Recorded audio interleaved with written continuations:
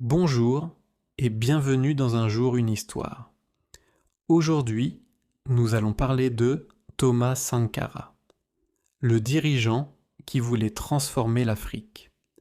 Thomas Sankara est l'une des figures les plus marquantes de l'histoire africaine. Il est né le 21 décembre 1949 à Yako, dans l'actuel Burkina Faso. Jeune, il suit une formation militaire et devient officier. Mais contrairement à beaucoup de militaires de son époque, il s'intéresse aussi aux questions de développement, d'éducation et de justice sociale. Très tôt, Sankara pense que les pays africains doivent compter davantage sur leurs propres forces pour se développer. Son charisme, sa manière de parler et ses idées le rendent populaire auprès d'une partie de la population. En 1983, à l'âge de 33 ans, il prend le pouvoir au Burkina Faso. Une de ses premières décisions importantes est de changer le nom du pays. L'ancien nom Haute-Volta devient Burkina Faso, ce qui signifie généralement le pays des hommes intègres. Thomas Sankara lance plusieurs réformes.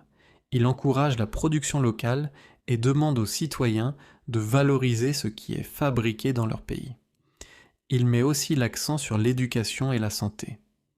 Son gouvernement soutient des campagnes de vaccination et des projets de développement. Il défend également une plus grande place pour les femmes dans la société. Sankara critique souvent la corruption et appelle à une gestion plus responsable des ressources. Son style de vie simple attire l'attention. Il cherche à donner l'image d'un dirigeant proche de la population. Ses idées suscitent beaucoup d'admiration, mais aussi des oppositions. Avec le temps, les tensions politiques augmentent. Le 15 octobre 1987, Thomas Sankara est tué lors d'un coup d'État.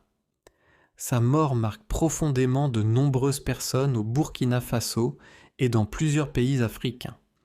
Après sa disparition, son image continue de grandir. Aujourd'hui encore, beaucoup le considèrent comme un symbole d'intégrité, de changement et d'indépendance. Ses discours et ses idées continuent d'être étudiés et partagés. Son parcours rappelle qu'un dirigeant peut chercher à transformer son pays, même en peu de temps. Thomas Sankara reste l'une des figures africaines les plus citées lorsqu'on parle